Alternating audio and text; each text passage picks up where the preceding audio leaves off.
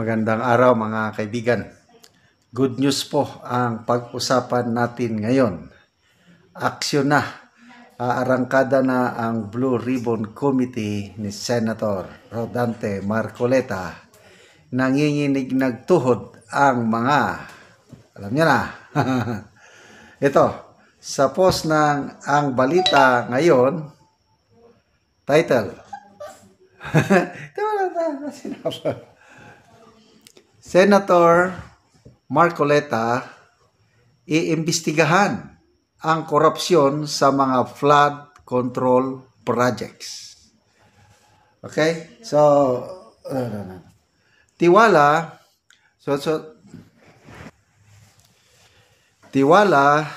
si Senate President Pro Tempore Jingo Estrada na handang pamunuan ni Senator Rodante Marcoleta ang moto proprio na imbestigasyon ng Senate Blue Ribbon Committee sa mga palpak at posibleng korupsyon sa mga proyekto ng flood control sa bansa. Moto proprio ito Ibig sabihin, sariling initiative lang ng chairman. Kahit wala ng resolusyon, moto proprio Humanda na kayo, lintik lang ang walang ganti. Sa isang press conference sa Parañaque City, ibinunyag ni Estrada na may agarang plano na si Marcoleta bilang bagong chairman ng Blue Ribbon Committee na busisiin ang mga proyektong nabigo sa layuning pigilan ang pagbaha, lalo na matapos ang serye ng malalakas na bagyong tumama sa Pilipinas. Ito, pahayag ni Senator Jinggoy. Naniniwala ako at narinig kong may balak si Senator Marcoleta na mag-imbestiga ng moto proprio. Hindi na kailangan ng resolusyon. Grabe. Na-imagine ko ng itsura ng mga politician contractors. Patay sila diyan. Bunsod ito ng lumalakas na panawagan mula sa mga senador na imbestigahan kung bakit patuloy ang pagbaha sa kabila ng bilyong-bilyong pundo para sa flood control infrastructure. Ayon kay Estrada, hindi hadlang ang pagiging neophyte ni Marcoleta sa Senado, lalo na't may legal na kaalaman at karanasan ito mula sa mababang kapulungan. May napanood akong interview ni Karen Davila kay Senator Francis Escudero. Sabi ni Karen Davila na, bakit ganun? Ang sabi ng iba, sabi ni Karen, sino naman yung iba? Bakit daw ibinigay sa baguhang senador? Kadalasan, ang Blue Ribbon ibinibigay sa mga veterano. Bakit? Anong dahilan?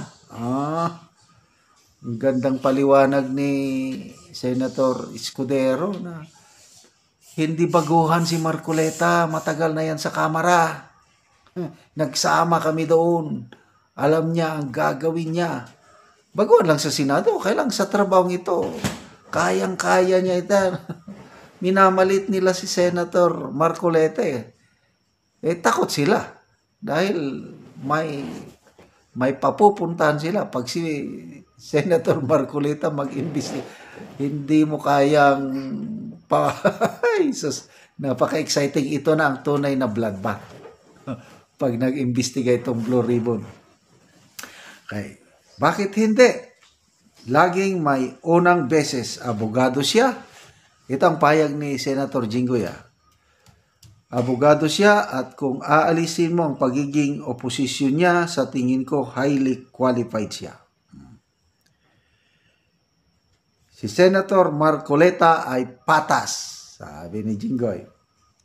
Mas lalong maganda, marami siyang alam. Kaugnay rin ng investigasyon ang ilang hindi patas na kasunduan ng mga pampublikong water utilities. Ito na, yung kinabilyar.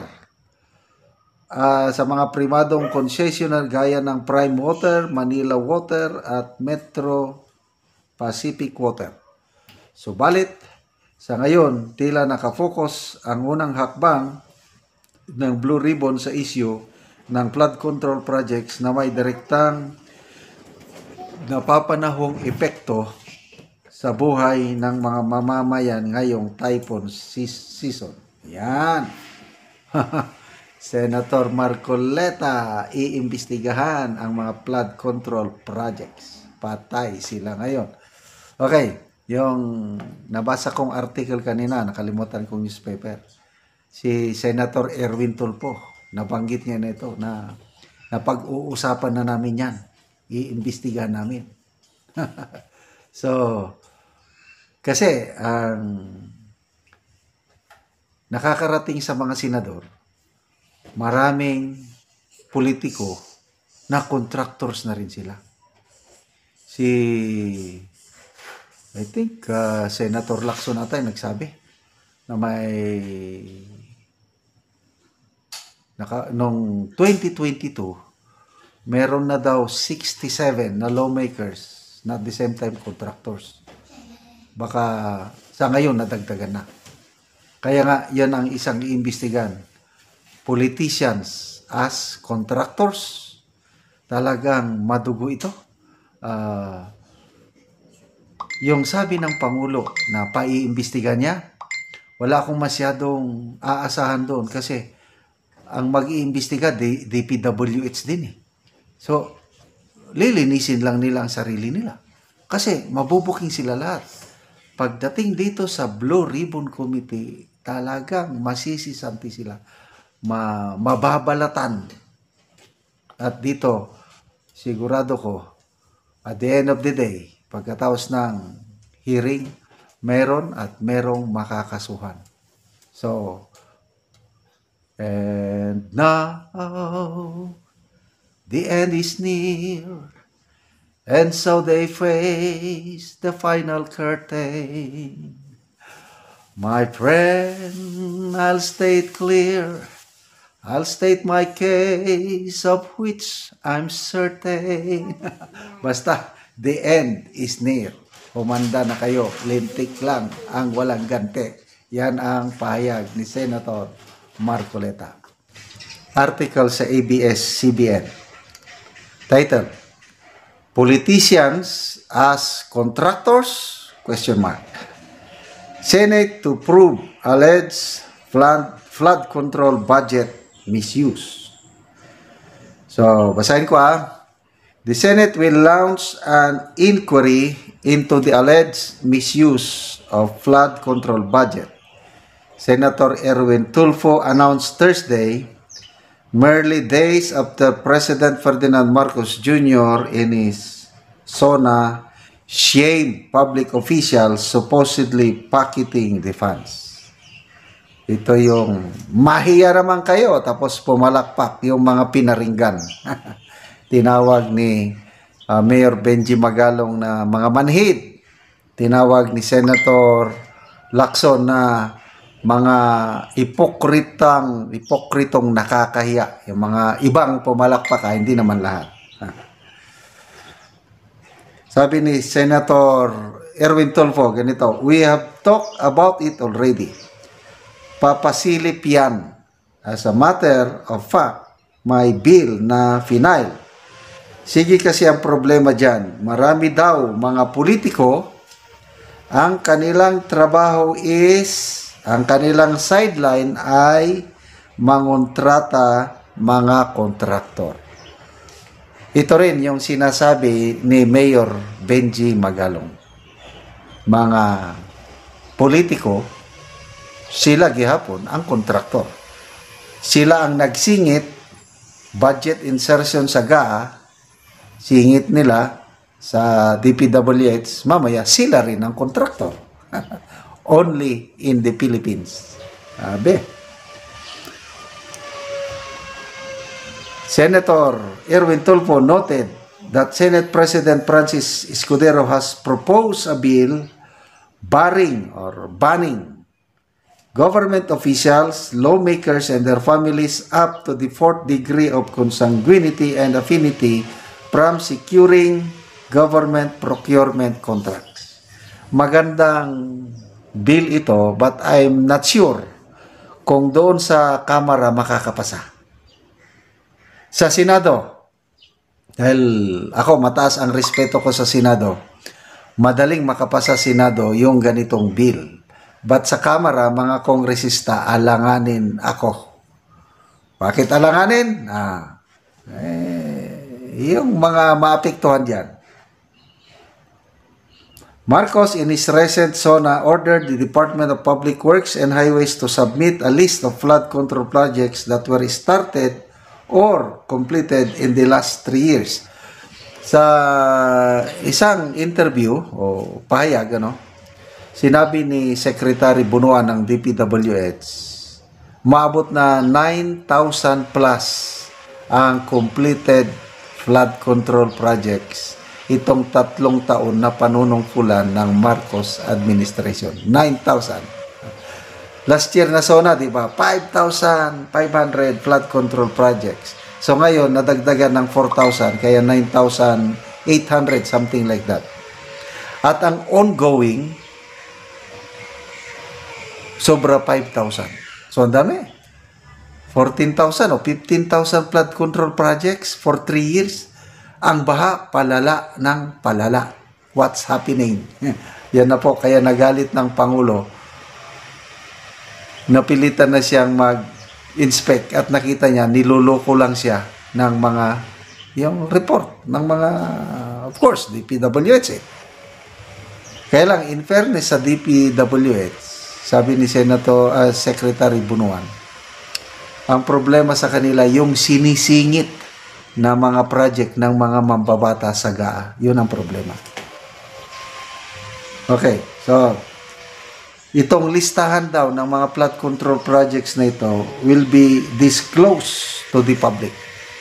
Yung 9,000 plus na natapos na, hihintayin natin na maipublish para makita natin, baka sa inyong lugar, nakalista, yun pala, napunduhan ang flood control sa inyong lugar na wala namang na isa katuparan na mga flood control projects.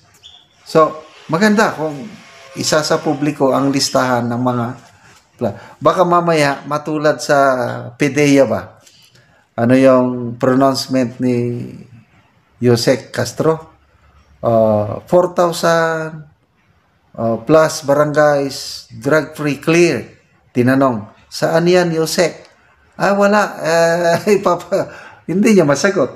So, baka itong 9,000 plus na sinasabi ng DPWH, baka wala silang maipakitang complete list. Tignan natin. Okay. Si Senator Lacson, sinasabi niya dito, for the last 15 years, umaabot na ng halos 2 trillion ang nagastos sa flood control projects. Mula pa daw panahon ng Pinoy administration. Pinoy, sumunod Duterte, Marcos, halos tubigsak 1.97 trillion, 1.9 trillion. So halos ko na. So, pataas ng pataas ang budget na nailalaan sa flood control projects. Ang baha, pataas din ng pataas. Palubog tayo ng palubog. Ito ang sinasabi niya. At that time, bumabaha tayo, pataas ng pataas ang tubig ng bata, pataas ng pataas din ang budget. Isn't it absurd? Isn't it absurd na directly proportional ang rise ng flood waters sa increase ng budget ng flood control? Parang it doesn't make sense. Parang complete paradox. Nagulat kami, sabi ni Lacson, dahil pinag-aralan nila ito. 1.907 trillion for the last 15 years, almost through 2 trillion, sinisilip na namin, may nakita na kami. Kaya, pasalamat tayo kay Senator Lacson. Ang isang specific na binulgar niya sa Oriental Mindoro, isang maliit na barangay, 1.9 billion pesos ang pundo ng kanilang flood control project. Isang maliit na bayan sa Oriental Mindoro, 10 billion ang kanilang flood control project. Ito iimbestiga nila, mabubulgar sila at sana matigil na itong ganitong kalukuhan ginagawa sa ating pambansang budget o mga taxpayers money natin kasi kawawa ang taong bayan.